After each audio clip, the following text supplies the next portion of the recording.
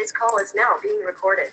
Okay, now the third one is the ISE, in semester examination. So after, if your the 2 or 3 chapters are finished, based on this particular 2 chapters, we are having the test. You can call it as a unit test, but here the name is given, that is in semester examination. The 30 marks test will be there based on the 2 chapters or based on the 3 chapters, based on our syllabus coverage. So that 30 mark test you have to give.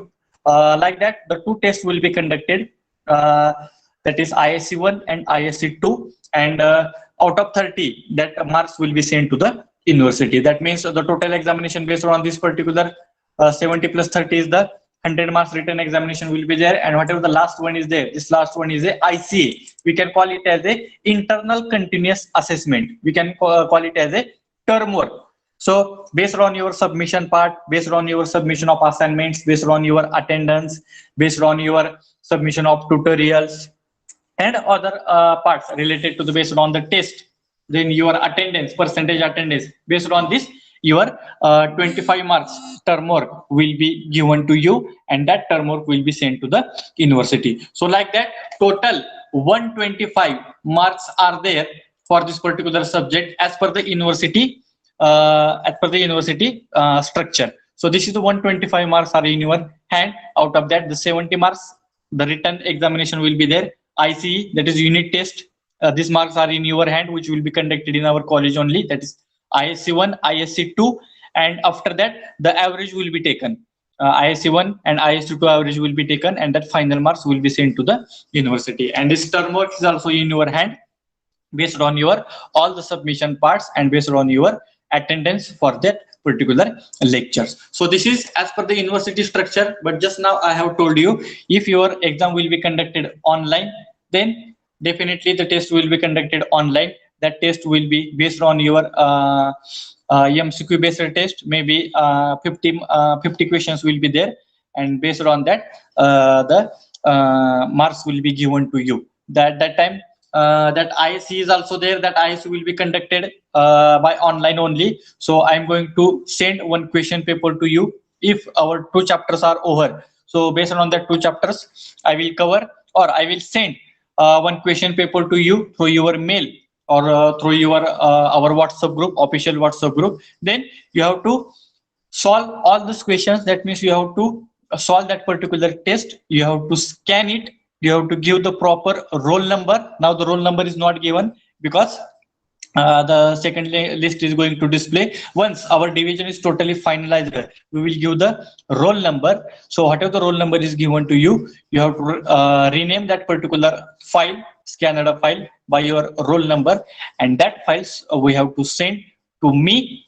Accordingly, I will check all these tests and the marks will be given to you. Similarly, for the ICA also, I will give the some of the 2-3 questions or 2-3 numericals. You have to solve that particular numericals. You have to scan it.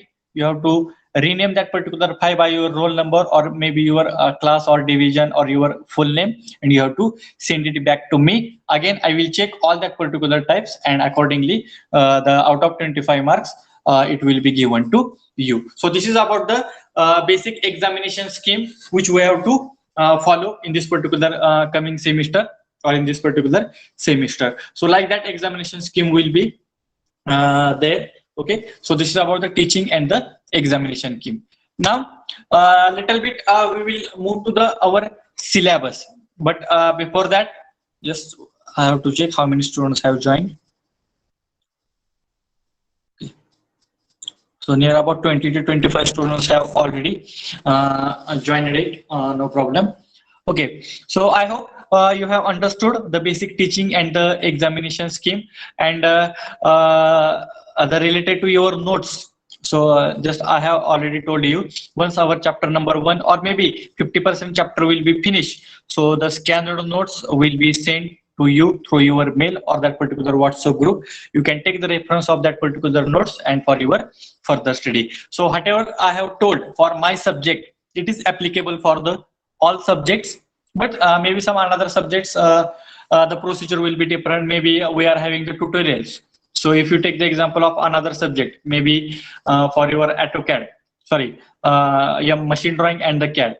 So for that machine drawing and CAD, you are having the Practicals. The theory is also there, practicals are also there. So the practicals are also conducted, and based on that particular practicals, the marks will be given to you. So the same teaching scheme, same examination scheme will be applicable for the all the subjects.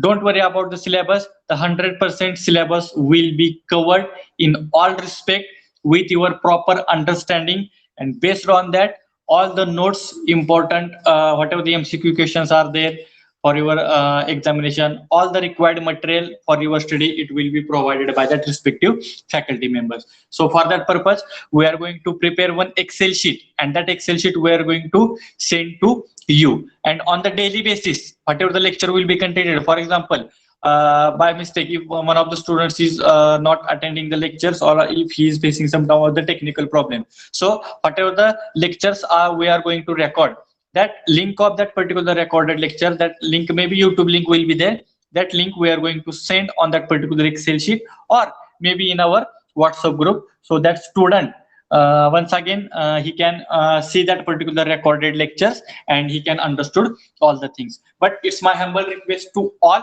once the lectures are started regularly, whatever the timetable is given from 10 a.m. to the 4:30 p.m. Your schedule will be there. So the total 5 subjects are there. As per the timetable, the lectures will be conducted, no problem. But by mistake, if one of the faculty member is facing some technical problem, or maybe some urgent works, so in that case, the another subject teacher will conduct the lecture, and he can start with his particular subject. Okay, so maybe for our subject, maximum lectures are required, because we have to solve the maximum numericals based on this particular subject. This subject is totally based on the numerical part. Some of the theoretical parts, in the sense, some derivations are there, some short notes are there. But if you go to the weightage, maximum near about 70 to 80% numericals are there, and remaining maybe 20 to 30% there is a theory in the sense, maybe derivation is there, or some short notes are there. So like that, this is for our subject. So in this particular semester, total 5 subjects you have to study. So whatever the theory subjects are there, first one is our subject, that is mechanics of material, we can call it as a MOM. In the morning, one lecture is already conducted by S.V. Jadhav sir, that is IC engine, internal combustion engine. This is second one. Then third one is the applied thermodynamics. The subject teacher will be the Professor Digvijay Ronge sir. This is the third subject. Then fourth one is the manufacturing processes. In short, we can call it as a MP. The Professor P.K. Bhuse madam is dealing with this particular MP subject. And last one is a MD CAD, that is machine drawing and the CAD. The Professor P.B. Asbesar is dealing with that particular MD CAD. So out of that, maybe except my subject, all the another subjects are having the practical.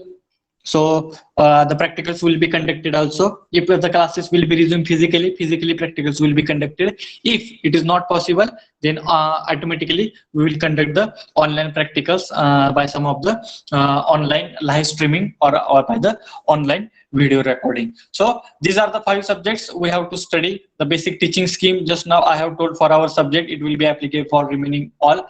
The respective subject teacher will provide the notes in all respect. That's why I have told one Excel sheet will be shared with you.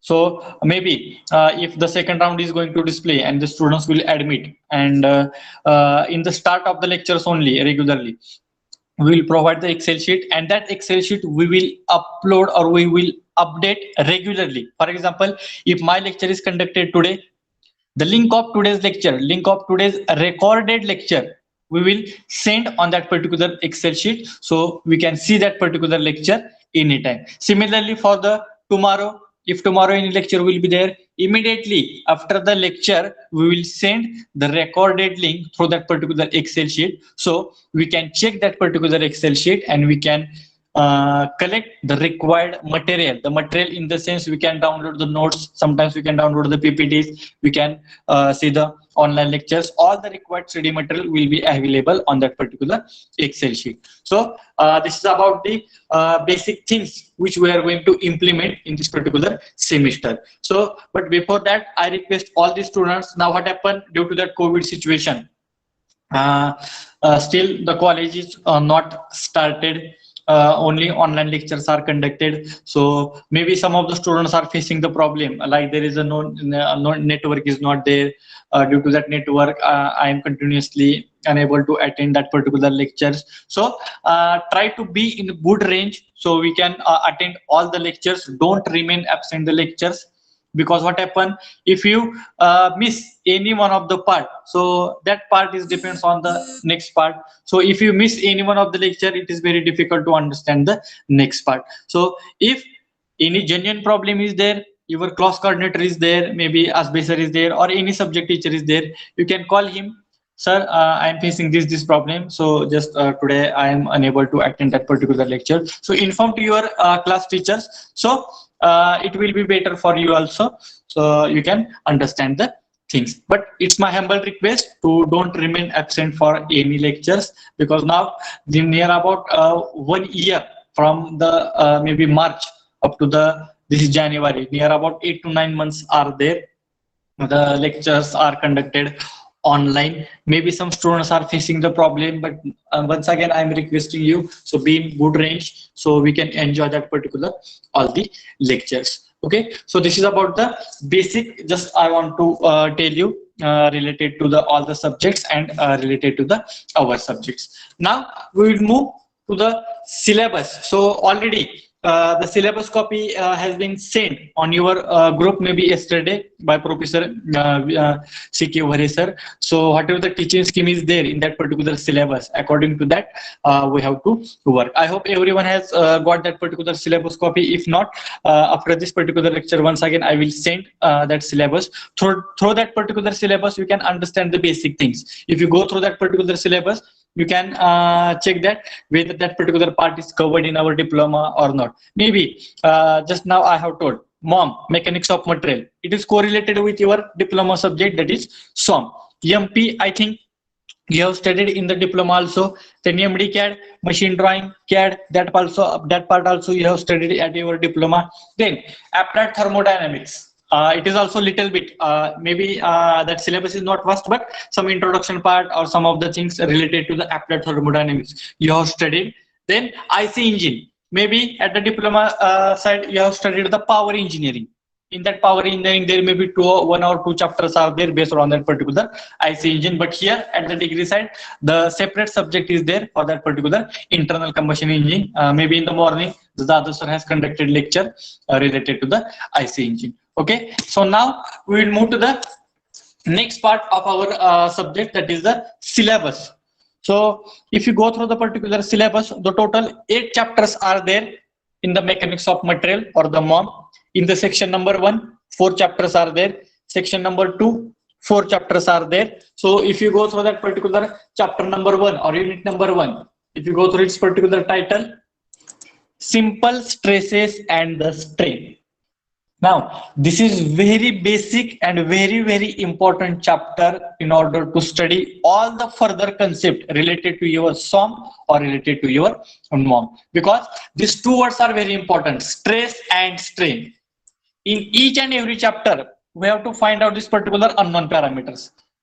If you go through the remaining all chapters, maybe chapter 2, 3, 4, 5, 6, 7, 8. In all the 8 chapters, we have to find out the same parameters, that is stresses and the strains. So before moving to the next part, initially this chapter number 1, simple stresses and simple strain. Simple stresses and strain. This chapter is introduced in your syllabus in order to understand the basic definition of stress, basic definition of strain, then which types of stresses are there. Maybe tensile is compressive, linear, lateral, volumetric stress, volumetric strain. So all the important definitions related to the stress, all the important definitions related to the strain, their subtypes we are going to study in this particular chapter number 1. Then again, some of the basic parts related to the elastic constant. You know, when we are going to solve the problems based on the strength of material, there is a constant values given in the statement of the problem. Maybe capital E, we can call it as a Young's modulus, or we can call it as a modulus of elasticity. That capital E is the constant parameter which is given at the end of the problem. Then capital G, what is meant by the capital G? rigidity, modulus of rigidity, or we can call it as a shear modulus. That G is also given in the statements of the problem. Then bulk modulus, we can call it as a capital K. That K is also one of the constant parameter. That E, G, and K, these are the constant parameters which will indicate the properties of material. If you take the example of aluminum, aluminum is having the different Young's modulus. Steel is having the different Young's modulus. Copper is having the different Young's modulus. Brass is having the different Young's modulus. So these are the different constant values which will be given in your statement. So in the starting, if you go through your maybe diploma examinations also, the constant, take capital E is equal to 200 gigapascal, capital G is equal to 210 gigapascal. Like that, constant values will be given, and by taking that constant values, we can solve our problem and we can achieve that particular solution. So that elastic constant definitions also we are going to discuss in this particular chapter number 1, that is elastic constant and their relations. Sometimes the Young's modulus will be given, bulk modulus will be given, and they are asking to find out the capital G. Sometimes capital G will be given, rigidity is also given, bulk modulus K will be given, and they are interested to find out the Young's modulus. That means two constant values are given and third one we have to calculate. So for such types of calculation, we are going to study their relations. That means relation between E, G, and K. That relations also we are going to study in this particular chapter number 1. Then one of the important part related to this particular subject, SOM or MOM, that is the stress strain diagram for the ductile and the brittle material. So this is the very important and very basic diagram which we have to study, not only for this particular subject, maybe for your further study. If you are going for higher education, that time you are going to give some of the entrance test, PhD test will be there. Maybe if you are going to give the GATE examinations, at that time this stress strain diagram is also very important, or very important thing for your placement. If you are entering in your final year, at that time the placement, for that particular placement, some aptitude test, technical aptitude test will be conducted, and in that particular technical aptitude test, 101% there will be the question based on the stress strain diagram for the ductile material and the brittle material. As we know that the ductile material we can consider it as a mild steel, and brittle material we can consider it as a glass. So if the load is applied on the mild steel, suppose the load is starting from the 10 Newton, and I have to apply that particular load up to the 100 Newton. So from 10 Newton to the 100 Newton, what is the behavior of the material is taking place? That behavior we are going to see by using that particular stress strain diagram. So through that particular behavior, we can understand that how that particular ductile material will obey the Hooke's law. Then there is a elastic limit point is there, then upper yield point is there, lower yield point is there, ultimate stress point is there, then breaking point is there. So whatever the important points are there in that particular material after the loading, all those important points we can observe or we can see through that particular stress strain diagram. And why we have to study that particular stress strain diagram? In order to check the behavior of material under the loading condition. If I have to check the behavior, or if I have to check the breaking point,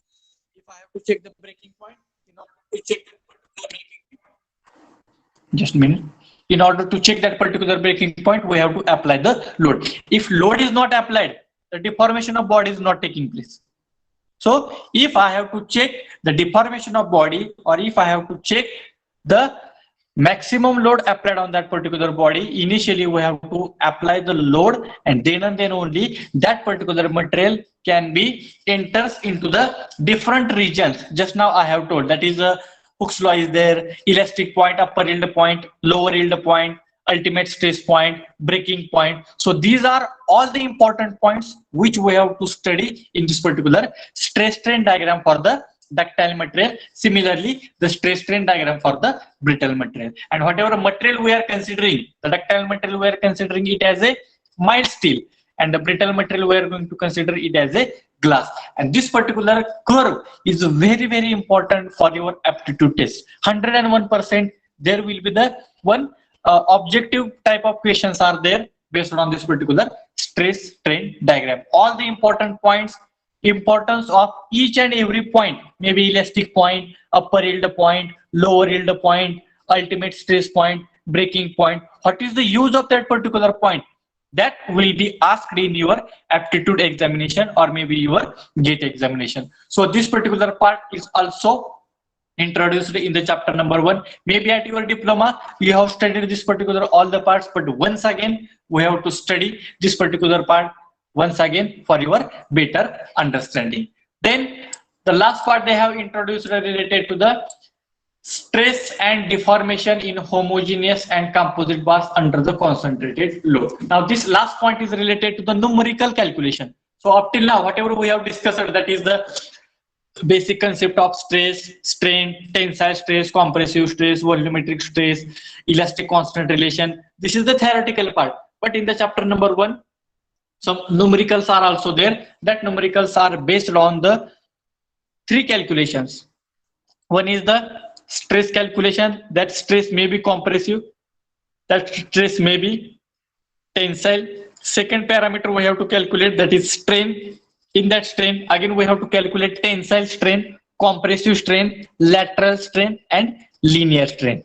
And third important parameter we have to calculate the deformation of bar. So why the deformation of body is taking place? Because that body is subjected to the some amount of loading. If there is no load, there is no any deformation. That means deformation is totally 0. But if load is applied on that particular body, तो load कसा असेल, external असेल किंवा internal असेल. External म्हणजे आपण बाहेरच्या बाजूने जर लोड अप्लाय केला असेल तर त्या लोडला आपण काय म्हणतो, एक्सटर्नल लोड म्हणतो. But sometimes some internal loads are also developed in some of the bodies. So due to that external load as well as some of the internal loads, the deformation of body is taking place. Deformation in the sense, sometimes length is increases, sometimes length is decreases. If length is increases, we can call it as a expansion. Body expands झाली. If length is decreases, we can call it as a contraction. So that expansion and contraction is depends upon the type of loading applied on that particular body. If tensile load is there, obviously बॉडीचं deformation होणार आहे, length वाढणार आहे आणि त्याच्यामध्ये induce झालेला stress पण कुठला असणार आहे, टेन्साइल स्ट्रेस असणार आहे. जर टेन्साइल लोड अप्लाय केलेला असेल आणि त्याच्यामध्ये जर कॉम्प्रेसिव्ह लोड जनरेट होत असेल तर it will not be accepted. If load is tensile, length increases, it will be subjected to the tensile stress and tensile strain. If the compressive load is applied, again the length is goes on decreasing. That means contraction will be happen, and whatever the stress is induced, that stress will be the compressive stress, and that stress that strain will be the compressive strain. So like that, stresses, strains, deformation, these 3 parameters we have to calculate in the last part, that is stress and deformation in homogeneous and composite bars under the concentrated loads. So in this particular type, again the 2 subtypes are there. Sometimes only single body is there. For example, steel. If load is applied on the steel, we can consider it as a only single material because it is a steel. But if the 2 materials are combined together, for example steel and aluminum, these 2 rods are combined together, we cannot call it as a only steel. बघा, एक स्टीलचा rod घेतला आणि दुसरा अल्युमिनियमचा rod घेतला आणि दोन्ही जर रॉड एकमेकाला जोडले तर त्या दोन्ही रॉडला आपण स्टील पण म्हणू शकत नाही का, तर इथं अल्युमिनियमचा पण रॉड आहे, किंवा त्या दोन्ही रॉडला आपण फक्त अल्युमिनियम पण म्हणू शकत नाही का, तर दुसऱ्या बाजूला स्टीलचं पण मटेरियल आहे. जर एकापेक्षा जर 2 मटेरियल आपण एका ऍप्लिकेशन मध्ये जर कनेक्ट केलेले असतील तर such types of materials are called it as a composite materials, or we can call it as a composite bars. If more than 1 materials are combined together and they are subjected to the same load, म्हणजे steel वर पण तेवढाच load apply झालेला आहे आणि aluminium वर पण तेवढाच load apply झालेला आहे, तर ह्या दोन्ही बारवर जो काय लोड अप्लाय झालेला असतो तर आपण काय स्टेटमेंट म्हणतो की this much amount of load is applied on the composite bar. Steel aluminium असं आपण म्हणू शकत नाही किंवा अल्युमिनियम स्टील असं आपण म्हणू शकत नाही. तर त्याच्यासाठी आपल्याला एक कॉमन नाव काय दिलेलं आहे तर कंपोजिट. कंपोजिट म्हणजे काय, एकापेक्षा जर जास्त मटेरियल किंवा 2, 3, 4, 5 हे नंबर ऑफ मटेरियल जर एकमेकाला कनेक्ट केले तर त्या कॉम्बिनेशनला आपण काय म्हणतो कंपोजिट बार किंवा कंपोजिट मटेरियल. तर based on this particular single bar, that means steel only single, aluminum only single, brass only single, we have to do the calculation for that single bars also, or sometimes we have to go for the problem solution on the composite bar, जिथे एकापेक्षा जास्त material वर load apply केलेला असतो आणि त्या प्रत्येक material मधला load आपल्याला फाइंड आउट करावा लागतो किंवा प्रत्येक मटेरियल मधला आपल्याला स्ट्रेस फाइंड आउट करावा लागतो. तर अशा मटेरियलला आपण काय म्हणतो तर कंपोजिट मटेरियल किंवा composite bar म्हणतो. So this is about the numerical part, that is stress and deformation in the homogeneous and composite bars under the concentrated loads. This word is very important, concentrated load. If there is no load, no stress, no strain, no deformation. If there is a load, automatically the deformation will be happened, and through that deformation or through that particular given load we can calculate the all the types of stresses. It may be tensile or it may be compressive. So this is about the chapter number 1, that is simple stresses and simple strain. This chapter is very simple, very basic, but it is conceptual. If you understand this particular chapter very basically, remaining all 7 chapters we can understood very easily, because same part, same concept we are going to study in the remaining all the 7 chapters. So this is about the chapter number 1, that is simple stresses and the simple strains. Okay, so before moving to the next, anybody is having any questions up till now, whatever we have covered? If you have any questions, please free to ask me. Anybody? Have you understood whatever I am telling?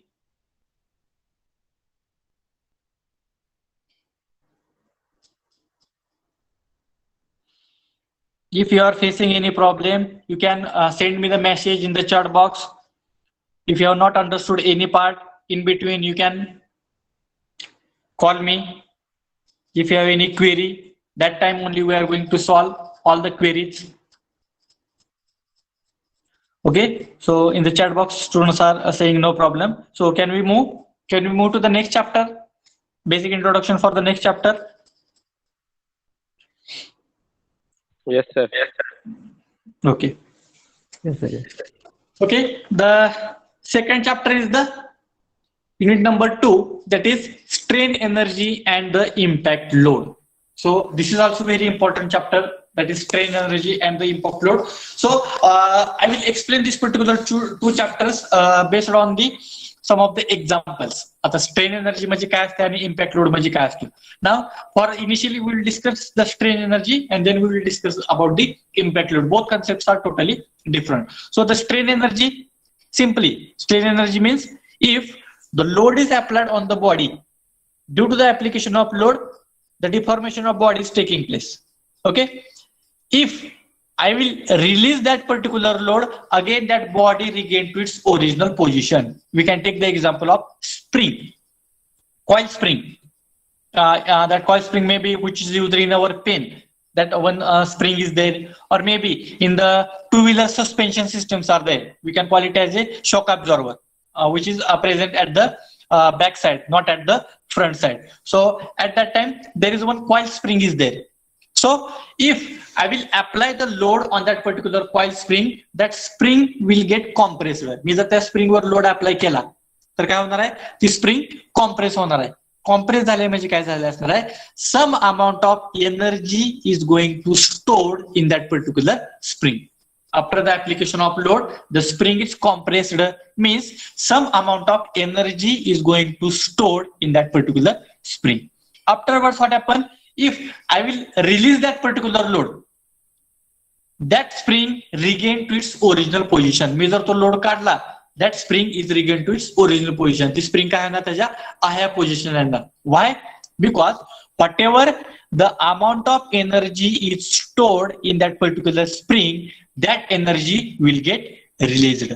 So during the application of load, whatever the energy is stored in that particular spring, that energy is called as a strength energy, and that energy we have to calculate in this particular chapter. So many times some bodies are there, on that particular body some different types of forces will be applied. आता फोर्सेसचे पण type असतात बघा. There are basically two types. One is a suddenly applied load and gradually applied load. Suddenly applied load and the gradually applied load. So initially we'll discuss about the gradually applied load. So how the load will be applied gradually, or how the load will be applied suddenly. Gradually applied load means if I have to apply the load on the body and my range is 10 kilonewton to 80 kilonewton. So I will start the applying load from 10 kilonewton. From 10, I will increase the 11, 12, 13, 14, 15, 16, 17, then 20, 30, 40, 50, 60, 70, 80. So like that, if I will increase the load in this particular condition, then that load will be considered as a gradually applied load, means slowly from 10 to 20, 20 to 30, 40, 50. So this particular condition is called as a gradually applied load. Okay, and exactly opposite, what is meant by the suddenly applied load? If I have to apply the 80 kilonewton load, immediately within fraction of second, if I will apply the 80 kilonewton load, that load will be considered as a suddenly applied load. For example, if I have to measure the weight of the vehicle, so for example, if you take the example of sugar industry, in case of a sugar industry, the tractors are there. So before moving to the next part, we have to take the weight of that particular tractor along with sugarcane. So what happened that the tractor along with all the trolleys, they are going to take on that particular weight machine. So at that time, the tractor will not move slowly. Immediately the tractor will start and immediately he will move on that particular weight and the weight will be measured. So that load will becomes under the category of suddenly applied load. तर आपल्याला weight measure करायचं आहे. Weight measure करायचं म्हणजे आपल्याला काय करायला लागणार आहे, पूर्णपणे ट्रॅक्टर किंवा पूर्णपणे तो कॉम्पोनंट आपल्या त्या वेइंग मशीनवर विदिन फ्रॅक्शन ऑफ सेकंड मध्ये तो ठेवला पाहिजे आणि लगेच त्याने वेट दाखवलं पाहिजे. So that measurement of that particular trolleys along with sugar cane, it will becomes under the category of suddenly applied load. का तर आपल्याला suddenly त्याचं weight measure करायचंय. That's why I have taken that particular component or I have taken that particular trolley on that particular weight machine. But before that, what is the example I have given previously? If I have to apply the load from 10 to 80, so gradually I will increase the load. 10 to 20, I will stop for the few seconds, then 20 to 30. Again, I have to stop for the few seconds because I have to check the behavior of that particular material. Again, from 30 to 40, 40 to 50, 50 to 60. That means slowly, I will increase the load. So that condition is called as a gradually applied load. And suddenly applied load, just now I have given the example. If I have to measure the weight of any component, immediately I have to take that particular component and I have to keep on the weighing machine. Immediately he will give the load. If I have to measure the load like that, थोड्या वेळाने जर आपण component ठेवत गेलो तर आपल्याला त्या कंपोनंटचं व्यवस्थित वेट मिळणार नाही. That's why I will take that particular component and immediately I will keep on that particular weighing machine. So that weighing machine will give me load suddenly within fraction of second. So this type of two loads we have to study in this particular chapter number 2, that is strain energy and impact load. And which parameter we have to calculate? We have to calculate the amount of energy stored in that particular component. So for that purpose, if one of the component is there on that component, if the load is applied gradually, then how much amount of energy is stored in that particular body due to the gradual applied load, and due to that load, how much amount of stress is developed. This is the condition number 1. Second, if body is subjected to the suddenly applied load, मी जर एखाद्या बॉडीवर जर suddenly load apply केला तर त्या बॉडीमध्ये किती amount of energy store झालेली असेल आणि त्या सडनली अप्लाय केलेल्या लोडमुळे त्या बॉडीमध्ये किती स्ट्रेस डेव्हलप झालेला असेल, that 2 parameters we have to calculate in this particular unit number 2, that is in the part of strain energy. So these are the two basic unknown parameters we have to calculate, that is amount of energy stored in the body due to the gradually applied load as well as suddenly applied load, and second is amount of stress induced in that particular same body due to gradually applied load and due to the suddenly applied load. And that gradually and suddenly applied load we are going to study in this particular strain energy part. So this is about the gradually and suddenly. And another third type load we are going to study it as a impact load. So what is meant by the impact load and how the impact load will be applied on that particular component? Can anybody tell me how the impact load will be applied? What will be the basic difference between the gradually applied, suddenly applied and the impact load? Can anybody tell me? Otherwise I will tell. काय असेल difference?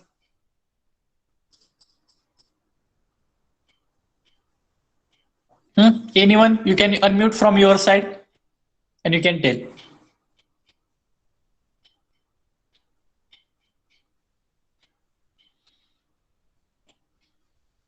Not possible? Okay, I will.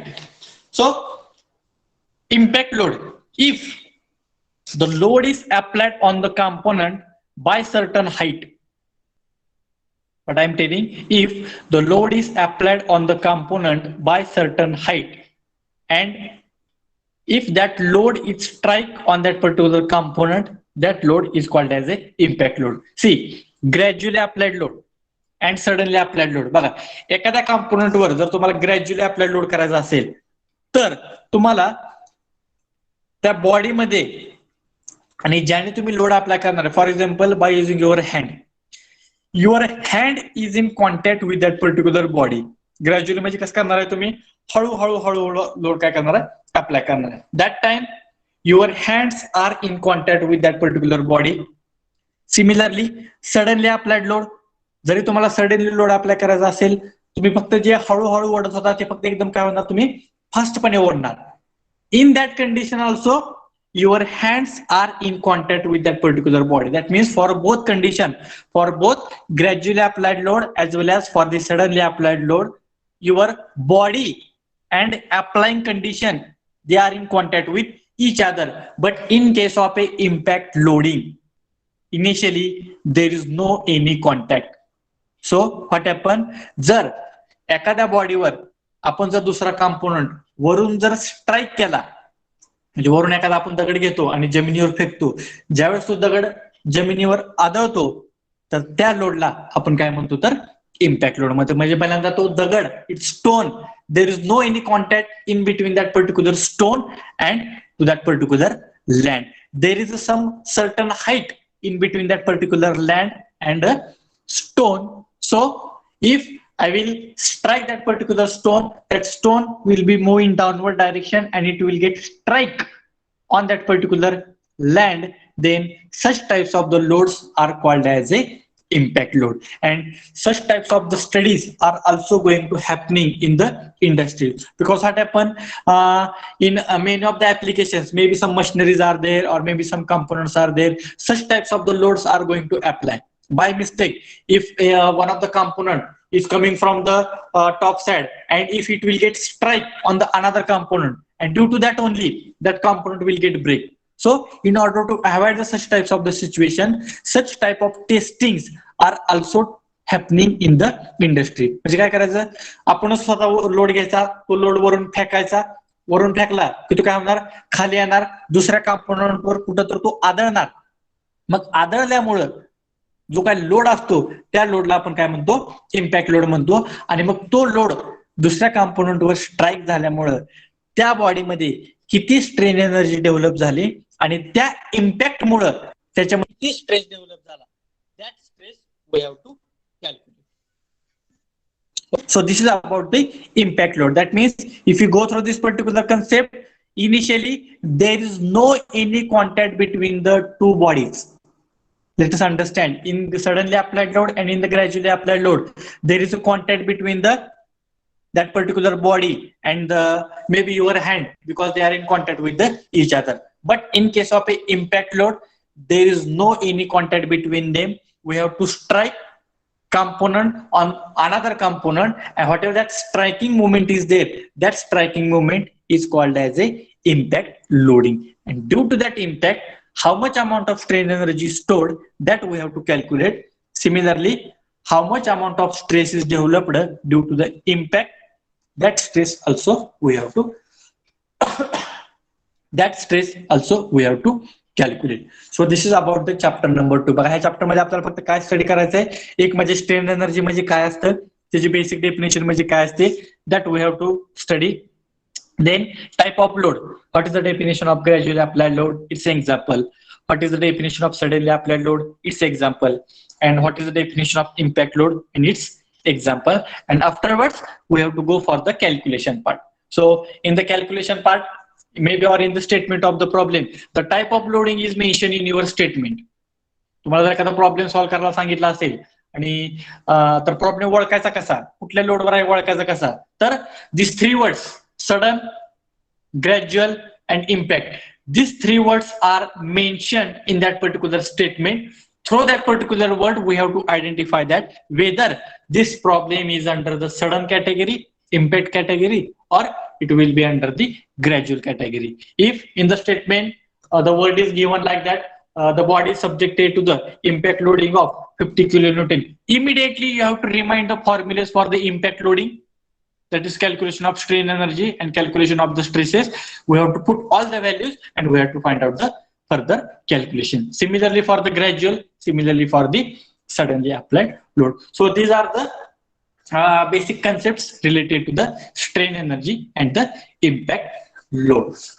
So have you understood?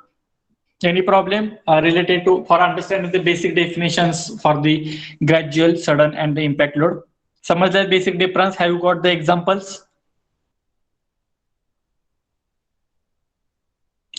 Before moving to the next part, this understanding is very important. If you understood these basic concepts, it will become very easy to understand all the concept and to understand all the numericals based on this particular all the chapters.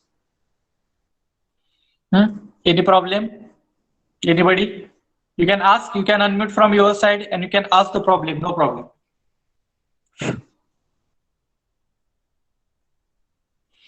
Okay. If not possible, you can simply type the message in the chat box. Through that message also I can understand, no problem. Okay. So I think there is no problem for all of you. We'll move to the next part, next chapter. Principal stresses and strain. Principal stresses and strain. So maximum times many students are keeping this particular chapter as optional. Many times many students are thinking whether this chapter was there for your diploma syllabus, principal stresses and strain, whether this chapter is there,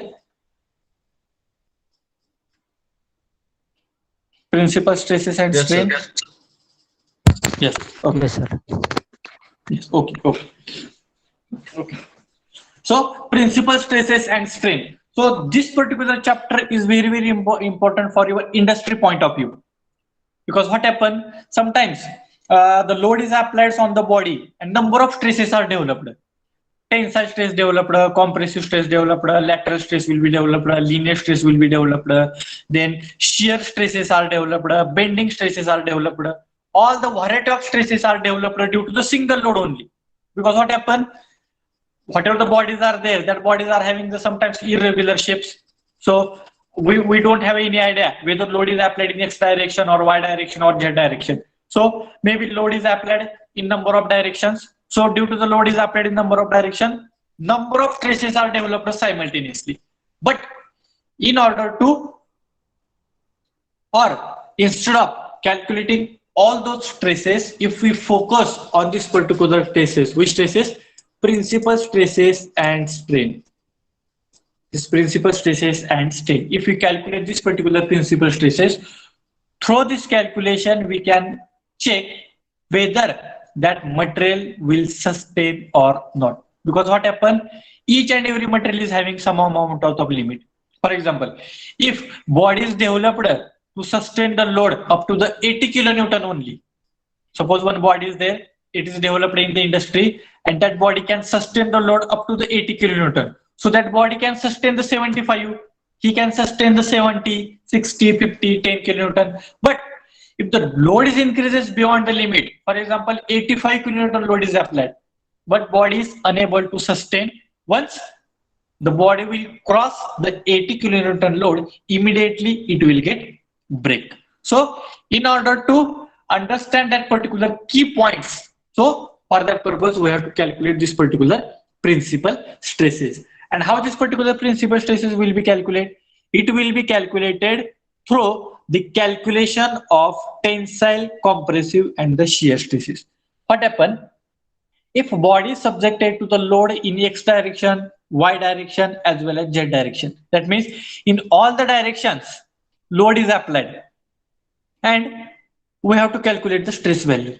So what I will do, I will calculate the stress in x direction by using that particular load.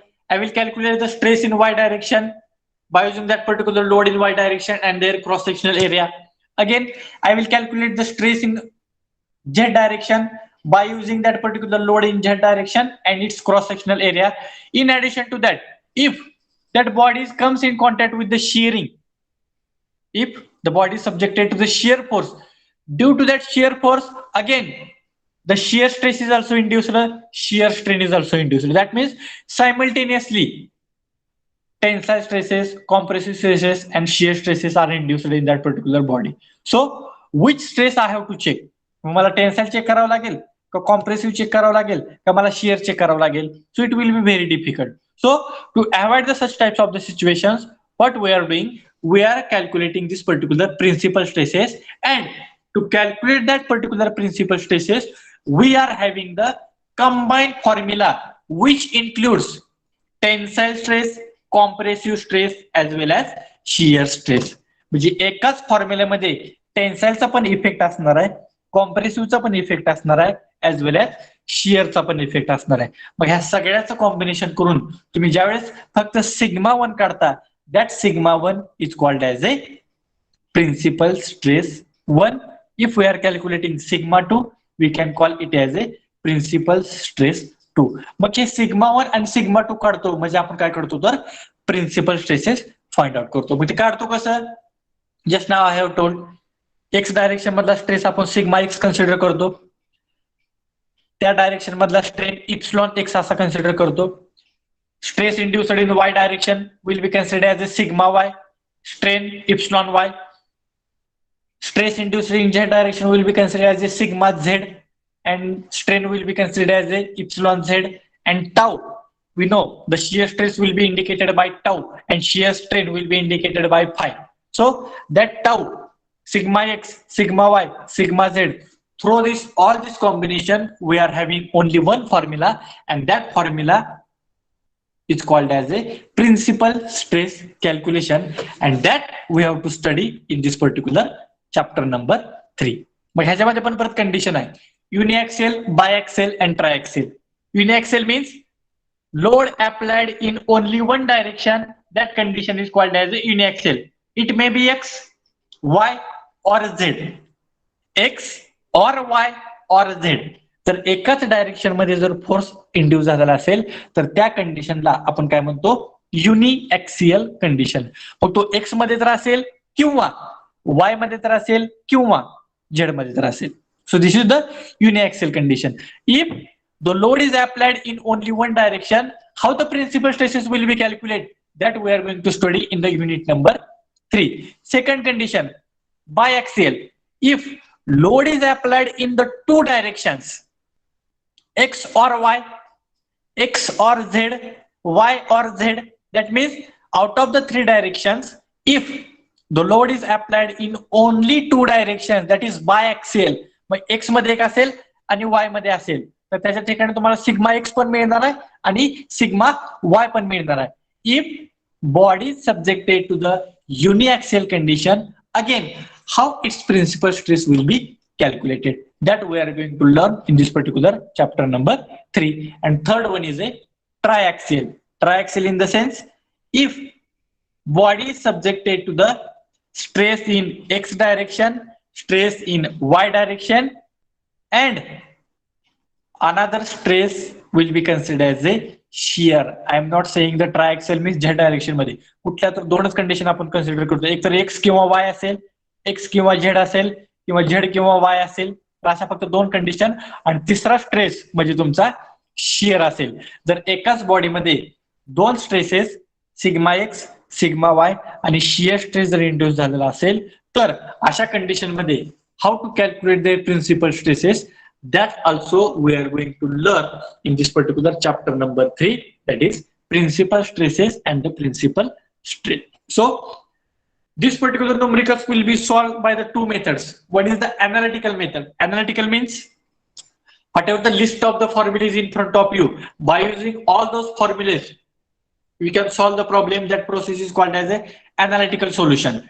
But if sometimes they are interested to use the graphical method, maybe you have heard this particular graphical method, that is Mohr circle. I think it is there in your syllabus also, Mohr circle. That Mohr circle is one of the graphical method. So whatever theoretical calculations we are doing by using the list of the formulas, same parameters we can calculate by using the graphical method or by using this particular Mohr circle method. In that, what we have to do, whatever the parameters are given in the statement, through that particular parameters we have to draw one circle. That circle is called as a Mohr circle, and by measuring the sum of some dimensions and multiply by scale, तुम्हाला scale select करावं लागतं. 1 centimeter is equal to 10 Newton per mm square, 1 mm is equal to 20 Newton per mm square. Like that, we have to study that particular scale. Through that particular scale, we have to draw one diagram. That diagram is called as a Mohr circle. Why it is called as Mohr circle?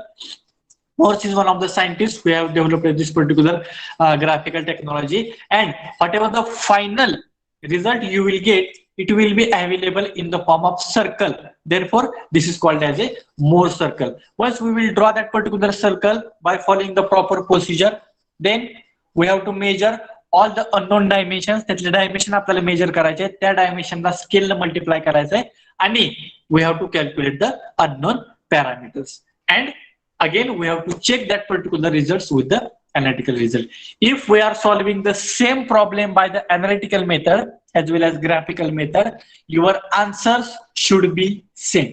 थोडाफार error ठीक आहे, इकडचं 24.5 आलंय, इकडचं 24.10 आलंय, that much will be accepted. पण इकडचं 24 आलाय आणि इकडचं 15 आलाय, it will not be accepted. So whatever solution you will get by the analytical method as well as graphical method, both the solutions should have same result, and that analytical method as well as graphical method we have to study in this particular unit number 3, in which we are calculating the principal stresses, principal strain, their directions, etc. If we start that particular chapter during our syllabus, that time once again I will give all the important things. But before that, what is the basic idea or whatever the basic concept and which parameters we have to study in that particular chapter? That's why here I'm explaining all the things for your better understanding. That is principal stresses and the strain, in which we have to study the graphical method as well as analytical method. So this is about the unit number 3. Then fourth one is a unit number 4. I think you have studied this particular also, that is torsion of circular shaft, or we can in short you can call it as a torsion. So this particular chapter is dealing with only one component, that is a rotating shaft, because the torque is developed in the rotating shaft only. If the shaft is in rotating condition, तर rotating condition मध्ये आपल्याला कधीच tensile stress काढू शकत नाही, कधीच आपण त्याचा कॉम्प्रेसिव्ह स्ट्रेस फाइंड आउट करू शकत नाही. Because if the shaft is one of the, before that what is the basic function of the shaft? The shaft is one of the mechanical element which is used to transmit the power from one shaft to the another shaft by using the different types of drives. It may be chain drive, it may be gear drive, it may be the belt drive. जर एका शाफ्टची motion आपल्याला दुसऱ्या शाफ्टला जर transfer करायचे असेल, इकडचा shaft फिरला म्हणजे दुसरा शाफ्ट ऑटोमॅटिक फिरत नाही. For that purpose we have to give the drive. In between two shafts, we have to connect the number of gears. Sometimes we have to connect the chain, or sometimes we have to connect the belt. Like that, we have to transmit the motion from one shaft to the another shaft. But what happens if the shaft is start rotating? Due to its rotation, some amount of torque is developed. आता टॉर्कचे definition तुम्हाला माहित आहे, force into perpendicular distance. आपला हात जर घेतला, at one side it is fixed at the elbow side, another at the finger side it is totally free. If I will rotate that particular hand, maybe in clockwise direction or maybe in anti-clockwise direction, for some rotation it will be rotated very easily. If I will rotate in clockwise, it will be rotated very easily. If I will rotate anti-clockwise, it will be rotated very easily for some rotation. But afterwards, if I will rotate continuously, there is some disturbance at the elbow side. Means some amount of torque will be produced. One end is free, another end is fixed, and we are rotating that particular free end, and another end is fixed. Due to that fixed side, there is some maximum twisting will be created. जसं आपण एखाद्या मित्राचा आपण हात पिरगाळतो, हात पिरगाळला की काय होतो, there will be some pain. Why? Because at one side it is fixed, at another side it is free. So like that, if the shaft is start rotating, maybe due to some rotating problem or due to some speed change problem, that shaft is come under the torque, or some amount of torque is developed in that particular shaft. If the torque is developed in that particular shaft, we can say that this rotating shaft is under the torsion T. If the shaft is under the torsion, immediately there may be chances to develop the shear stress and the shear strain. If shaft is in torsion, there is no possibility to develop the tensile stress and compressive stress. Tensile compressive, where it is, if body subjected to the tensile load, then and then only tensile stress will be there. If body subjected to compressive, then and then only compressive stress will be there. But here, the rotating shaft is under torsion. Some amount of torque is developed. Due to that torsion and due to that torque, the two parameters are developed that will be considered as a shear stress, which we have to calculate, shear strain, which we have to calculate. Sometimes they are interested to find out the twisting movement, म्हणजे किती ह्यानं तो twist झाला. एखादा जर आपण हात पिरगाळला तर किती अँगल ना तो तुम्ही पिरगाळला, that angle also we have to calculate. So these are the three parameters we have to calculate in this particular torsion of the circular shaft. That means if the shaft is under the torsion, immediately the torque will be developed. Due to that torque, we have to calculate the shear stress, we have to calculate the shear strain, and sometimes we have to calculate the angle of twist, by which angle the shaft will get twisted. That twisting moment, which is indicated by the theta, that theta also we have to calculate in this particular torsion of circular shaft. Only these three parameters. Which one? Shear stress indicated by the tau, shear strain indicated by phi, and angle of twist theta. These three parameters we have to calculate in this particular torsion of circular shaft. Remaining part, that is power transmission. You know the basic formula for the power. P is equal to 2 pi nt upon 60. 2 is the constant parameter, pi is the constant parameter, n by which rotation the shaft is rotating, 100 rpm, 200 rpm, 300 rpm, 400 rpm, and amount of torque developed 20 kilonewton meter. If I will put all the values, 2 pi is the constant value, n for example 200 newton, torque 20 kilonewton meter divided by 60 is the constant parameter. If I will do the calculation, I can calculate the power transmitted capacity of that particular shaft.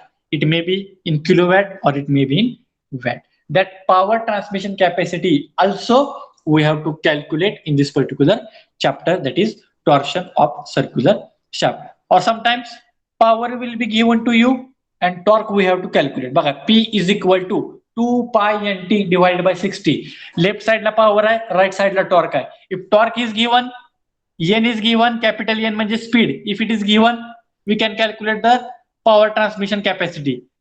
Sometimes exactly opposite. Power transmission capacity will be given, speed will be given, and they are interested to find out how much amount of torque will be developed in that particular rotating shaft. So we can calculate that particular torque. That means vice versa. power transmission or the torque transmission. So this is about the basic parts or basic calculation parts we have to study in this particular chapter. In that, initially, we have to study some basic assumptions. Now, this assumption term is very important because that shaft should be satisfy some of the conditions. The shaft should be circular. The shaft should be circular. Always it is in circular direction. But before calculation part, before using that particular shaft in any application, it should satisfy some of the basic assumptions. That means shaft should be circular. Okay, it may be hollow or it may be solid will be there. Then its material should be homogeneous, isotropic. Then it should be remain straight initially before twisting movement. Shaft should be perfectly straight. Before application of load, it should be perfectly straight. जर ट्विस्टिंगच्या अगोदरच जर already shaft तुमचा twist झालेला असेल तर it will create problem during the calculation. So before twisting, the shaft should be perfectly straight. It should be properly circular. Their material should be homogeneous, isotropic. If all these conditions that shaft will be satisfied, then and then only we can use that particular shaft for further application or for our further calculation. That assumptions we have to consider. Important thing is that derivation. Maybe at your diploma, we are having this particular torsion formula. There may be not derivation. That is, what is that particular torsion formula? T upon J is equal to tau upon R is equal to G theta by L. So if I will write here, T upon J is equal to tau upon R is equal to G theta by L. So this formula is called as a torsion formula. So this capital T means torque induced, J means polar moment of inertia. It may be circular shaft, it may be solid, it may be hollow. We are having the standard formula for the polar moment of area calculation. So J, tau is called as a shear stress, R is called as a diameter of shaft.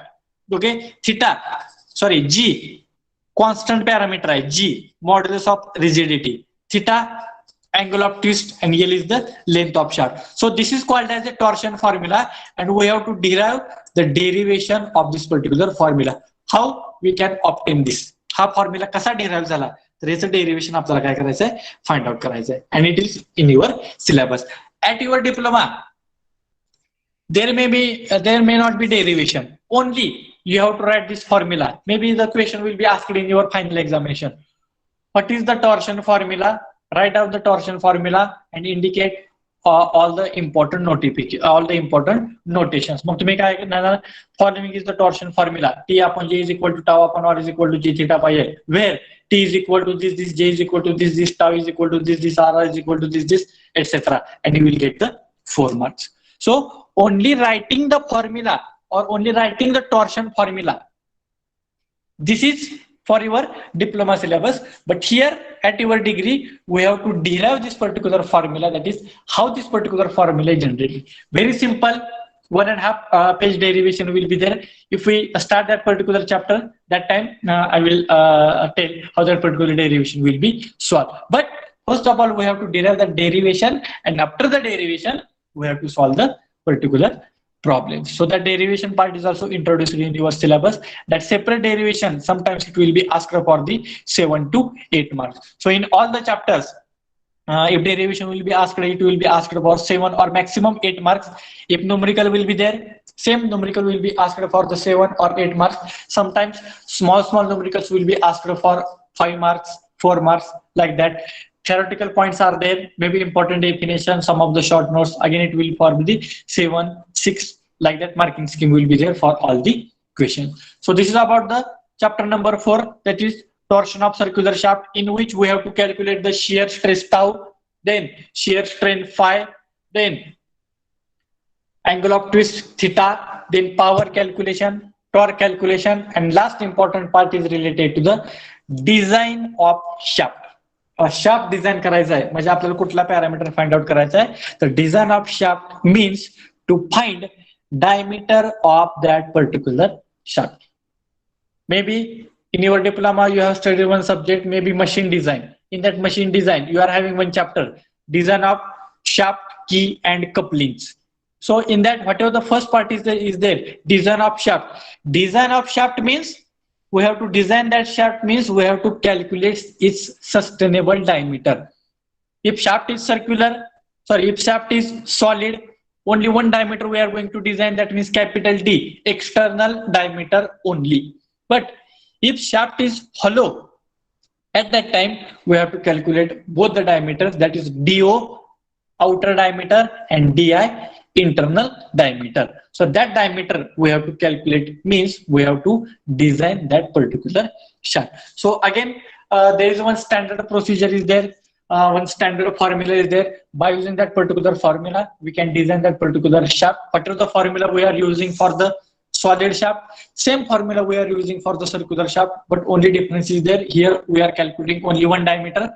At another side, for the hollow shaft, we are calculating the two diameters, that is DO, that means outer diameter, and DI means inner diameter. So please keep in mind, calculation of diameter will be considered as a design of shaft. That design of shaft, based on that problems also we have to study in this particular chapter number 4, that is torsion of circular shaft. Very simple and very important chapter is there. 101% there is one derivation based on this particular chapter is there, and based on diameter calculation maximum times, if you go through this particular all the types, this आपण discuss केलं, shear stress calculation, theta calculation, strain calculation, power calculation, torque calculation.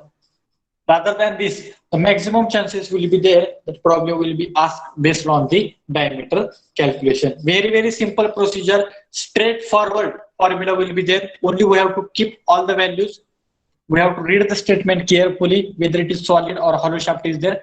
And based on that, we have to follow the standard procedure. Whatever I am telling, immediately you will get the answer and you will get the marks. So here in such types of the numericals, sometimes the stepwise marking scheme will be there. If you are calculating one parameter, you will get the 2 marks. If we calculate the second parameter, you will get the remaining 2 marks. If you will calculate the third parameter but it is wrong, so out of 6 you will get the 4 marks. But sometimes some examinations are there, they are checking only final answer, whether your final answer is required diameter should be 99 mm.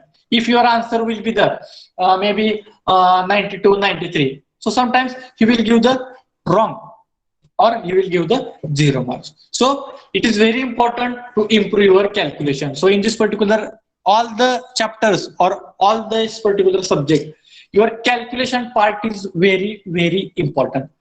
Sometimes students are solving full problem without any mistake, ekdam straight, without any mistake, without any khada code like that, all these things, all the clears are. But sometimes due to the wrong calculation, your final answer is wrong.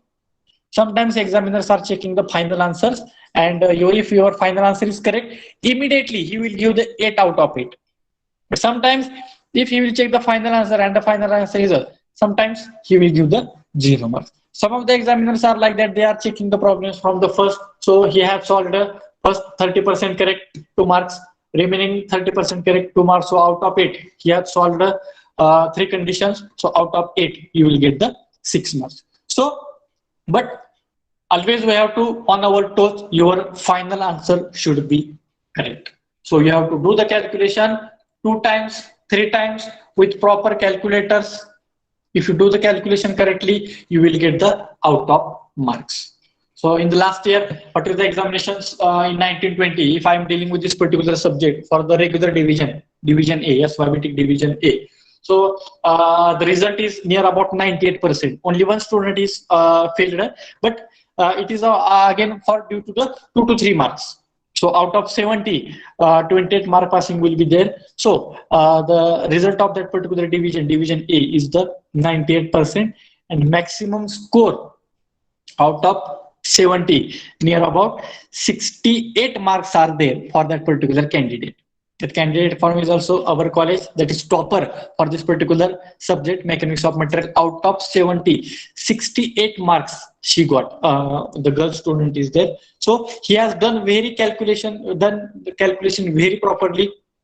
written all the important things. Only 1 or 2 marks are she lost due to the some theoretical parts or some mistakes, small mistakes in the derivation. But otherwise, out of 70, you will get the 60 marks. So I am telling here, this subject is totally scoring subject. So all the marks are in your hand. If you do the calculations properly, you will get the out of marks. If your final answer is correct, examiners will not check remaining other parts. You will get the 7 out of 7, 8 out of 8. So like that, this subject is very simple. All the marks are in your hand. If you do the calculations part very properly, you will get the or chances to get the out of marks. So this is about the another part. So this is about, we are discussing about the torsion of the circular shaft, in which we are discussing about the unknown parameters which we have to calculate. Then we have discussed about the important assumptions which we have to consider. Torsion formula, how to derive that particular formula, we will discuss when that chapter is we are going to start. And what are the calculation part, numericals, torque calculation, shear stress calculation, theta calculation, then diameter calculation, power transmitted capacity calculation. Based on this only, we have to solve the numericals. So these are the 4 chapters in the section number 1, that is simple stresses and strain, strain energy and impact load, principal stresses and strain, and 4th one is a torsion formula. These are the 4 chapters from the section number 1. Okay, so up to this, anybody is having any problem to understand the basic concept related to the that particular chapter? Anybody is having any question? You can ask questions in between. It will be better for me to give your answers also. समजत नसेल, होत नसेल, immediately you can chat the or type the message in the chat box, or you can unmute from your side. Anybody is having any problem? No, sir. Okay. Okay, no problem. Okay, this is about the section number 1. Then immediately we'll move to the section number 2. So the section number 2, if you go through the name of the chapters, all the chapters are based on only one component, that is beams. You know, the beam, you have studied SFD, BMD diagram, bending stress, shear stresses, slope and deflection. If you go through all the chapter titles in the first chapter number 5 or chapter number 1 from the section number 2, unit number 5, shear force and bending moment diagram for beams.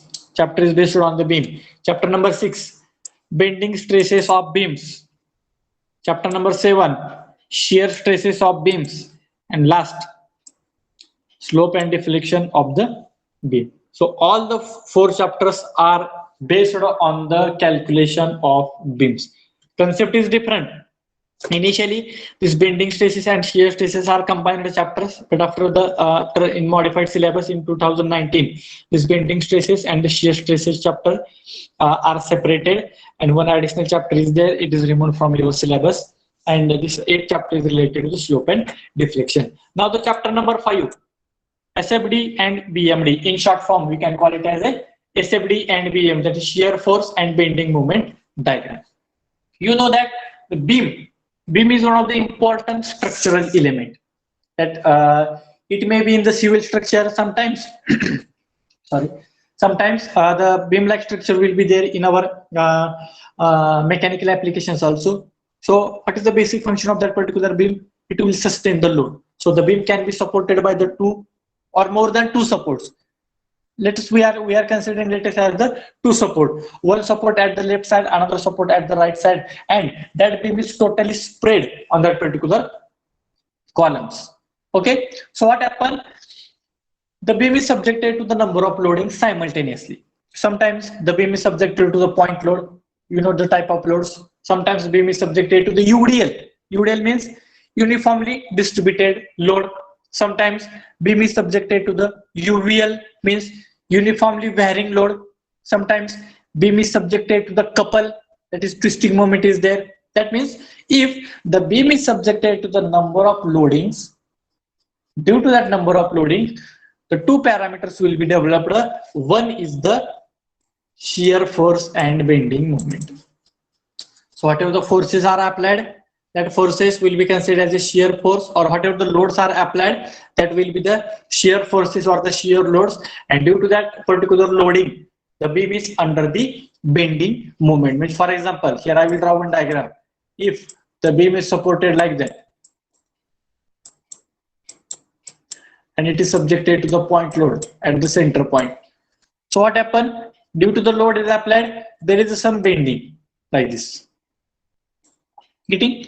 So due to the point load applied at the top side, the bending moment of the beam is taking place, and due to that particular load, some amount of shear force is developed at this particular left support. That means at one end, some amount of shear force is developed at this particular right support. Some additional force is developed at this particular loading point, and that shear force we have to calculate. Similarly, due to that particular load, some bending moment is also developed. Now the bending moment at the support point is always equal to 0. बघा, हा जो काही support point असतो left साइडचा आणि right साइडला, कायम जिथे तुमचा बीम संपतो, लेफ्ट साइडला जिथे संपलाय तिथे बेंडिंग मोमेंट तुमचा काय असतो? 0 असतो. Similarly at the right side, wherever the beam is ends, at that particular point your bending moment is equal to 0. But what is our requirement? What is our task? Whatever the number of loads are applied on that particular beam, by using all those types of loads, out of that 1 point load असेल, one more is the UDL, another will be the UVL, one will be the couple. So due to that number of loadings, the beam is subjected to the shear force, and that shear force we have to calculate to the each and every point. Now in this figure, we have to calculate the shear force at the left side. We have to calculate the shear force at the center point or loading point, we can call it. We have to calculate the shear force at this particular right side. Similarly, we have to calculate the bending moment at the left side, right side, at the center point. And after the calculation, we are going to represent that SF calculation, means shear force calculation and bending moment calculation, in the form of one diagram. That diagram is called as a shear force diagram or SFD, and another diagram is called as a bending moment diagram, that is BMD. In short, we can call it as a SFD and BMD. And through that particular diagram, we can easily understood that where shear force is maximum, where shear force is 0, or where bending moment is maximum and where bending moment is 0. So therefore, that diagrams are called as a SFD and BMD. So like that, there are different types of beams are there. That is, simply supported beam is there, cantilever beam is there, overhanging beam is there, continuous beam is there. So the variety of beams are there. All these variety of beams are subjected to the variety of loads, and based on that particular conditions, whatever the conditions they have given, according to that, first of all we have to go for the calculation. So if the loading diagram is given in front of you, that a beam may be variety of beam. There are different types of load, just now we have discussed. There are different types of beams, just now we have discussed. There are different types of supports. We know the types of supports, that is rolling support is there, hinged support is there, fixed support is there. Based on that supports also, we have to go for the calculation. So in this particular chapter, what is our task? If the loading diagram is given in front of you, by using that particular loading diagram, initially we have to go for the calculation. Which calculation? Shear force calculation, and then bending moment calculation. And by using that particular calculations and by following the process of SFD and BMD, we have to generate their diagrams, and afterwards we have to indicate that where is the shear force is maximum, where is the bending moment is maximum, and all those points are called as a point of contra shear and point of contra flexure. So sometimes in some of the statements, they are interested to draw only SFD and BMD. So this is the loading diagram given below. So draw the SFD and BMD. In many of the problems, they are interested, show all the important points. All the important points in the sense, where shear force is maximum, you have to show by the arrow. Where shear force is 0, we have to show by the arrow. Where bending moment is maximum, again we have to show by the particular arrow. Separate 1 or 2 marks will be there for such types of the point indication. So in this particular chapter number 5, the procedure, whatever we are following, Same procedure we have to follow for all the types of beam. That is initially SF calculation, BM calculation. But before that, one important thing we have to hear that if here point load will be given, we can take that particular point load as it is for the further calculation. But sometimes if UDL is given, we have to convert that UDL into the point load.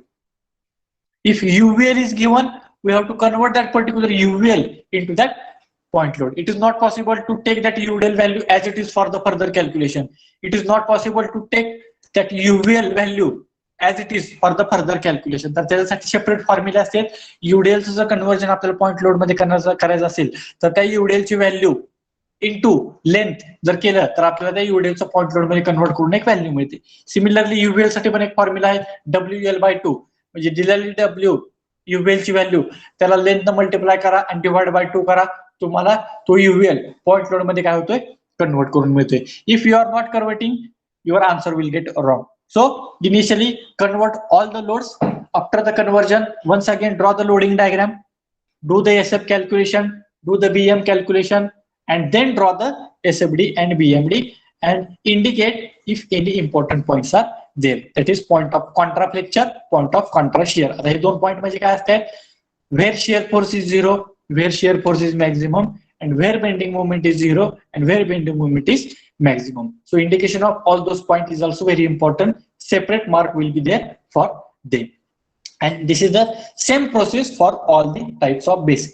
Basically in your syllabus, the maximum times, the 90 to 95% chances are there. The problem will be asked based on only 3 types. That is cantilever beam, simply supported beam, and the overhanging beam. Only these 3 types are there on which we have to draw the SFD, BMD, or we have to draw the calculations. Again, sometimes the loading diagram will be given in the paper.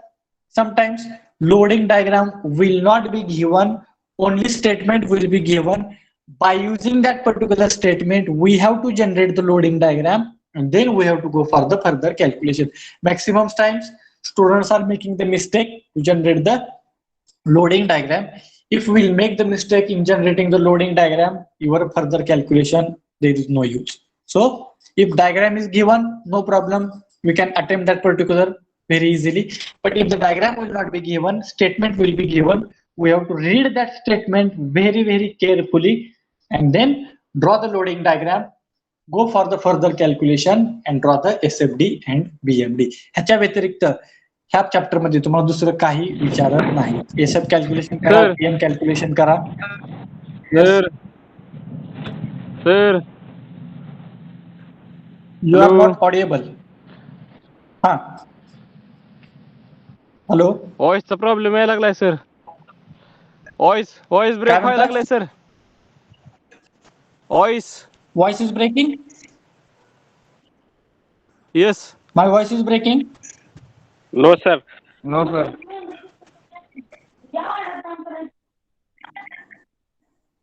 Whether it is coming properly? Yes. Yes, sir. Okay.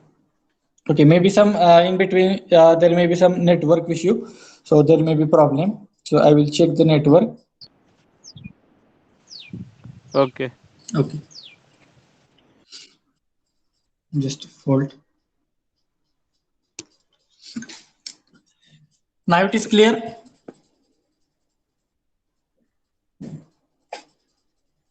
Now it is clear. Please check. Whether my voice is clear now? No sir. No? No sir. No. Just hold. I will leave the meeting. Once again, I will join. Wait. Yes. Okay.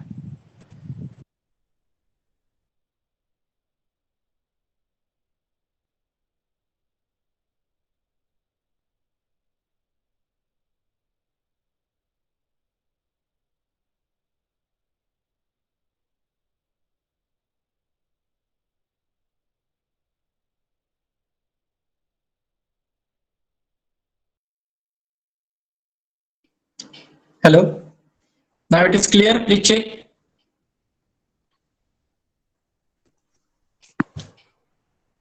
Yes sir. Everyone, please. Prem, you are facing problem, I think. Chavan, No, sir. voice is not clear. मैं sir ये तक ले रहा था. Okay, that in between some network problem will be there. So I have leave that meeting and once again I have joined. So in Okay. between, if you are facing problem, no, you can type the message so I can read immediately and I can clear the things. Okay. Okay. Okay. So we are discussing about the chapter number 5, that is SFD and BMD. Straightforward process is there.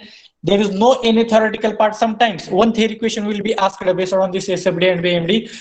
Write a short note on SFD and BMD. So you simply you have to write down the definitions of shear force and you have to write down the definitions of the bending moment diagram. Otherwise, 90 to 95% chances are there. Only, again voice is breaking.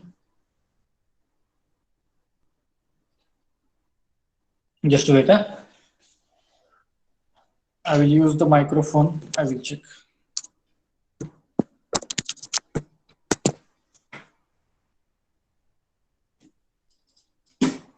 Just hold on.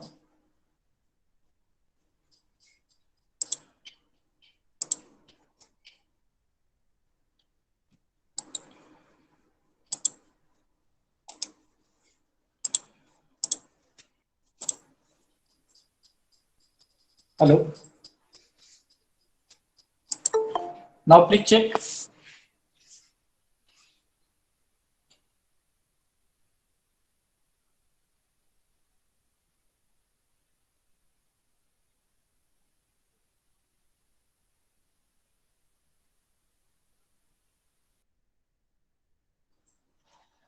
Now it is clear.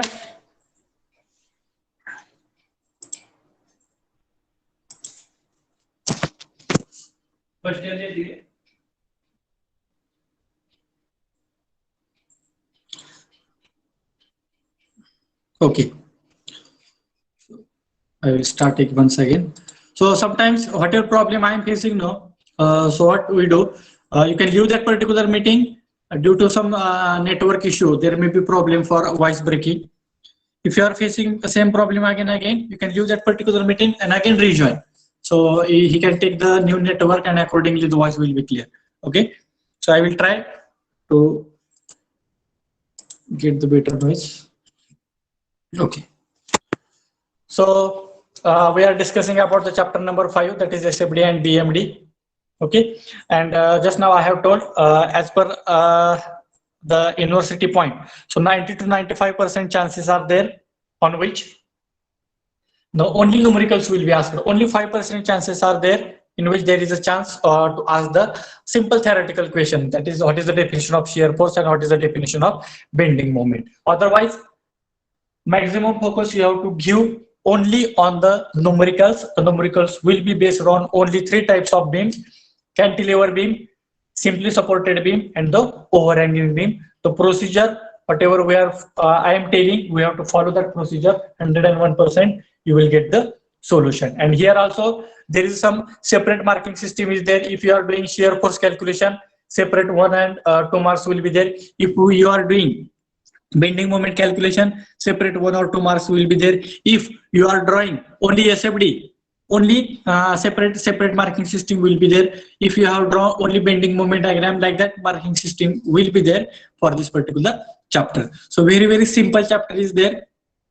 If we start that particular chapter, at that time we will go in the detail. Okay, so this is about the shear force and bending moment diagram, that is SFD and the BMD. Then next, chapter number 6, that is bending stresses in the beam. Okay, so now this SFD, BMD and bending stresses of beam, these 2 chapters are mostly correlated with each other, because here in the bending stress of the beam, in this particular chapter, we have to consider one assumption. What assumption we have to consider? That is, shear force induced in the beam is totally equal to 0. That means in the bending stress calculation, we don't have to consider the effect of shear. म्हणजे आपण इथे काय consider करतोय, shear force हा 0 आहे और shear stress is also equal to 0. If like that condition will be there, then you can say that your beam is under the pure bending. What is the concept of pure bending?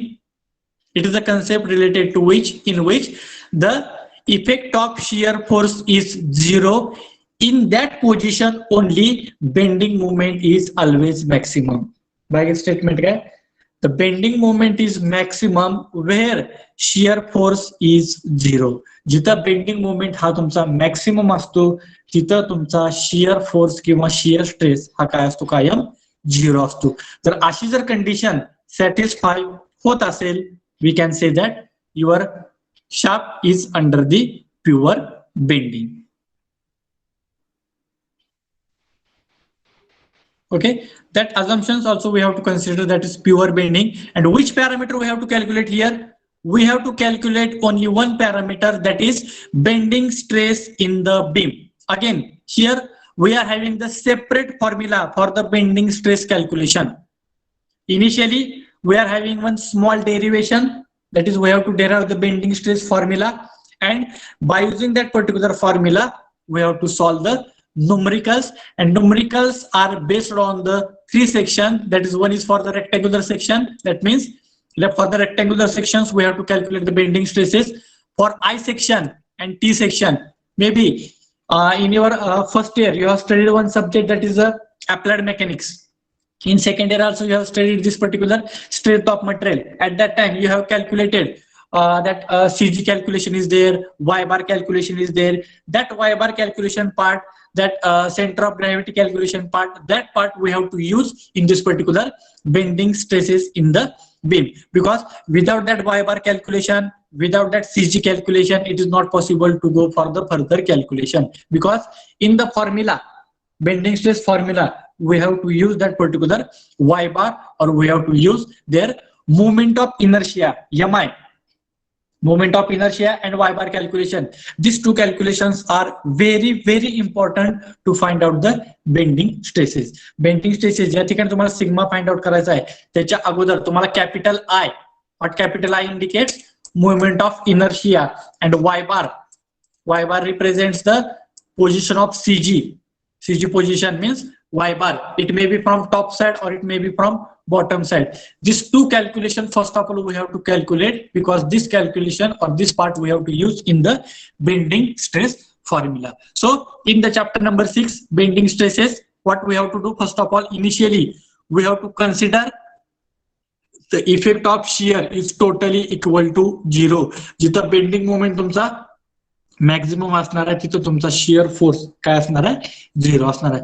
जर अशी condition असेल तर it will becomes under the pure bending. Some assumptions we have to consider. Which assumptions we have to consider? Just now I have told effect of shear is totally equal to 0.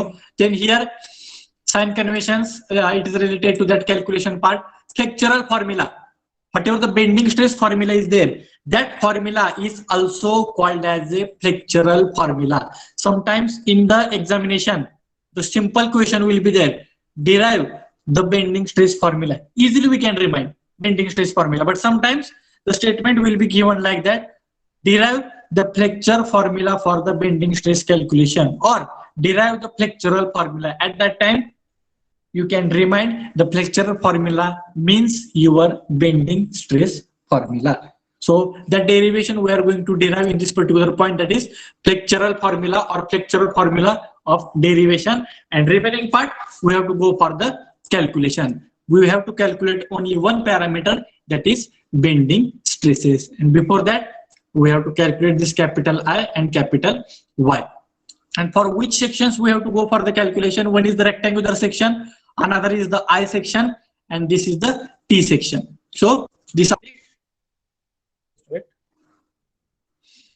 is about the calculation of the bending stresses. Then third one is a from the section 2, chapter number 7 or unit number 7, shear stresses in the beam. We have calculated the bending moment. By using the bending moment, we have calculated the bending stresses. Similarly, in the beam, there is the chances of shear force. some shear forces are developed. Due to that shear force, some amount of shear stress is also induced, and that shear stress also we have to calculate in the all the types of beams. Again, in the chapter number 7, again we have to calculate the shear stresses for this, again for the rectangular section, I section, and the T section. So whatever the sections we are using in the bending stresses, same sections we are using in the shear stresses, but bending stress formula is totally different. Shear stress formula is totally different. Also, in bending stress calculation, effect of shear is totally negligible, means equal to 0. But in shear stress calculation, sometimes we have to use the effect of bending. Bending मध्ये शिअरचा effect आपण काहीच consider करत नाही, पण shear stress calculation मध्ये आपल्याला कुठल्या तर कॅल्क्युलेशन साठी आपल्याला बेंडिंग मुवमेंट किंवा बेंडिंग स्ट्रेसेसचा थोडाफार उपयोग आपल्याला तिथे काय करावा लागतोय, वापरावा लागतोय किंवा करावा लागतोय. Therefore, here in case of a shear stress calculation, again we have to derive a one formula for the shear stress calculation. After that formula, again we have to follow the same process. That means again we have to calculate the capital I, Y bar calculation is there, CG calculation is there, and by using that particular shear. Hello.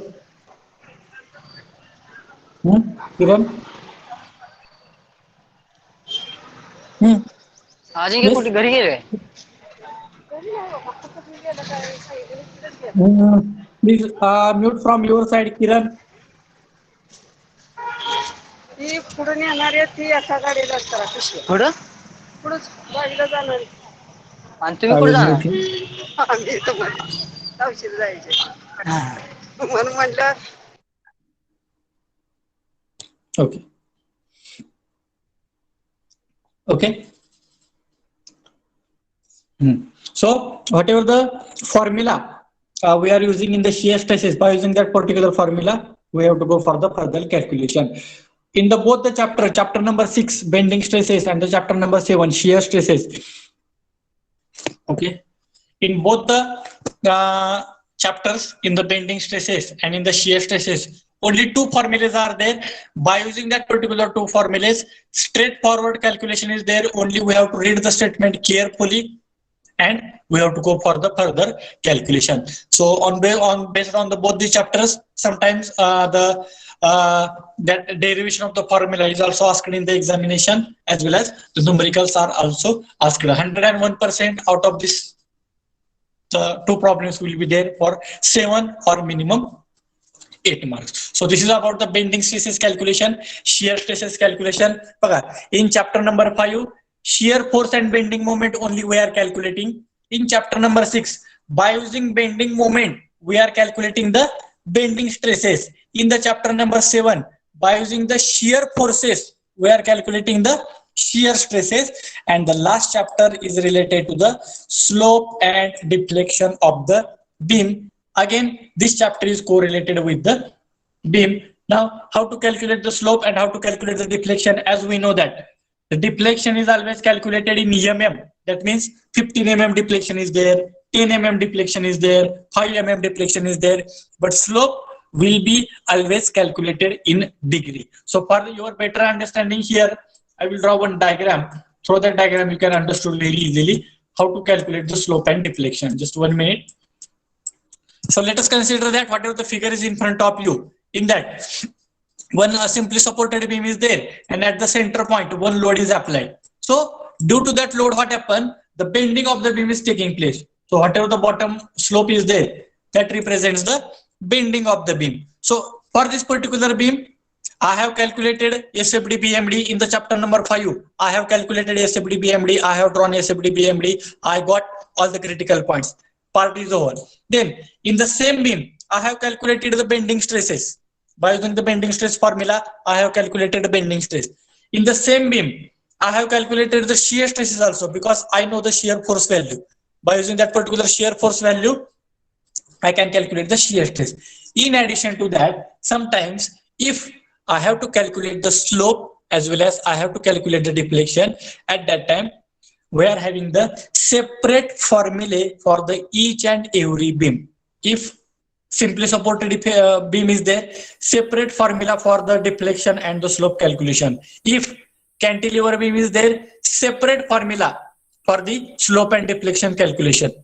Okay, basically in slope and deflection maximum we are focusing only two types of beam. One is a simply supported beam and another is a cantilever type of beam. Now deflection calculation means which parameter we have to calculate. Now see here, I have drawn one figure. Okay, one horizontal beam is there supported by the two ends. After application of load, it is bended in downward direction. So whatever the center point is there, here I have drawn. Distance between top point and bottom point, this is called as a deflection, which is indicated by the Y. But deflection is always indicated by Y, or sometimes it is indicated by the delta, maybe different notation. And if I have to calculate the slope, so slope will be always calculated in angle. So what I have to do this at this particular corner side, I will draw one tangent line to the bottom slope like this.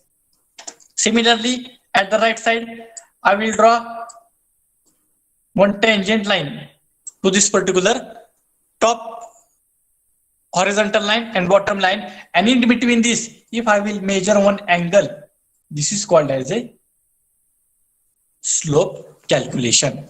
See, before application of load, the beam is perfectly horizontal, but after application of number of loads or maybe single load, the beam is bended, or maybe it will get bent in downward direction. So distance between top point to the bottom point, जिथपर्यंत bend झाला आहे, ह्या दोन्हीतला distance means your deflection calculation. Now here in this figure, I have measured the deflection at the center point. तुम्हाला जर थोडं साइडला measure करायचं असेल, you can measure at this another side also. But the slope will be measured at the corner point by drawing one tangent line to this particular curve, and angle between top horizontal line and this particular tangent point is called as a slope of that particular beam, which is always measured in the form of angle. It is very small. Sometimes it is in degree, sometimes it is in radian. So like that, we have to calculate the slope and deflection of that particular beam. See, in this particular section number 2, all the 4 chapters are based on the type of beams only. एक जरी beam आपण घेतला तरी एकाच बीमचा आपण SFD BMD पण करू शकतो.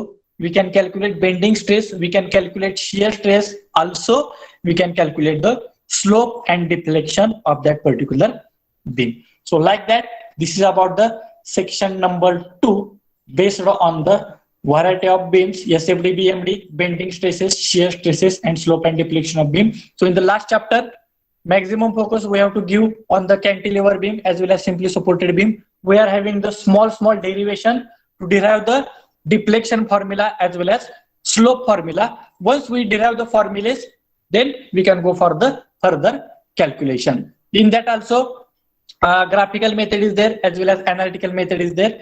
So if the word is mentioned in the statement, area movement diagram. Area movement diagram means we have to use the graphical method. If this word is not mentioned, simply we have to read the statement, we have to remind the formula, put all the values and find out the calculation. If area movement method, if that word is used, that time we have to solve that particular problem by the graphical method only. Okay. So voice is breaking. So again in the slope and deflection, once again I am repeating, again in the slope and deflection we are having the 2 methods. One is the analytical. Analytical means by using the formulas directly we can obtain the solution. And second method is the graphical method. That graphical method is called as a movement area method. So if movement area method, this word is mentioned in the statement, we have to go for graphical only. If this word is not mentioned, we can use the formula directly and we can obtain the final solution. Very simple and very important chapter is there, that is slope and deflection. Straightforward formula. Only we have to identify the type of beam, type of loads, remind the formulas, whatever the list I will give, and through that we can solve any type of numerical based on the slope and deflection. In one page only, you will get the answer. So the answers taken by the analytical method as well as graphical method, दोन्हीचे answer पण काय झाले पाहिजे तुमचे same झाले पाहिजे. कारण काही वेळा कसं होतं, तुम्हाला एकच प्रॉब्लेम दोन्हीने सॉल्व्ह करा म्हणते आणि दोन्हीचे आन्सर तुम्हाला काय करा म्हणते मॅच करा म्हणते. जर तुमचे दोन्ही आन्सर वेगळे आले तर तुमचे तिथे कन्फ्युजन असतात किंवा there may be some chances for the wrong calculation. So do the calculations properly and then only we can go for the final solution. So this is about the last chapter and the section number 2 based on the all the types of beams. So have you understood? Have you got the basic reviews in which chapter which we have to study? What is the basic idea of each and every chapter? Have you got which part we have to study? Anybody is having any problem, please unmute from your side. If there is no any problem, or you can ask the question in the chat box also. I can read that question and I can give the answer here. Any problem? If there is no any problem, you can give the message like no problem in the chat box.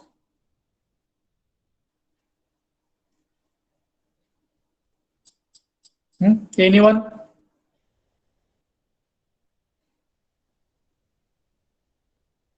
No problem.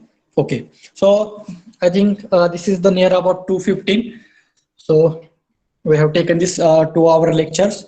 So I think everyone has understood, no problem. So if you are facing any problem anytime, you can call me or you can message me. My WhatsApp number is available in our WhatsApp group, or some of students are already they are having. Anytime if you are facing any problem, you can send me message, or anytime you can call me.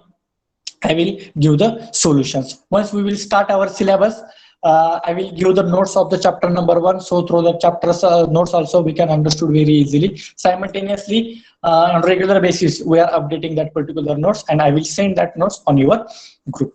Okay, so I hope everyone has understood whatever I am telling. There is no any problem. So can we go with this particular manner? Everyone has understood. Sometimes I'm using the English, sometimes I'm using the Marathi also for your better understanding. So I will use both the languages. Okay, so thank you very much for attending this particular lecture. So I request all the students, please write your name in the chat box for your attendance. In the previous lecture also we have followed the same procedure. So write your name, maybe your first name and last name, it is sufficient. I request all the students, please write your name in the chat box so I can take your attendance from that particular chat box only. Once you will get the roll number, so need not require to write down the roll number. You can type the roll number also that time, but now the roll numbers are not possible.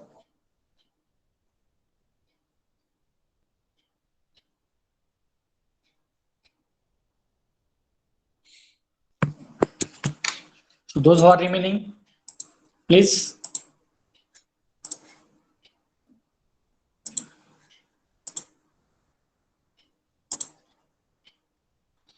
So thank you very much for attending the lecture. So the lectures will be conducted as per our timetable, no problem. By mistake, if any of the person is not available, so that time maybe another lectures will be conducted, and for our subject maybe maximum lectures are required, so there may be chances to take the maximum lectures from my side. So now I request all of you so to prepare one notebook, maybe 200 pages notebook. So whatever I am presenting here, if you take that as it is in your notebook, it will be better for your understanding. I will send the notes, I will send the PPTs, no problem, but just for your understanding, if you collect that particular notes from that particular slide, if you write all the important formulas, so it will be better for understanding. So I request all the students, maybe from the next lecture, maybe from tomorrow or day after tomorrow, be ready with your notebook, calculators. Sometimes one sample problem I will give the initially, I will give the solution, but if we go to the second, third problem. That time I will give the problem for your solution. That time your notebook, your calculator maybe should be in front of you, so you can solve that particular solution, and final answer we can give in the chat box, and then we will compare the answer. So like that process we are going to follow. So thank you very much for attending the lecture. We will meet in the next lecture. Thank you very much.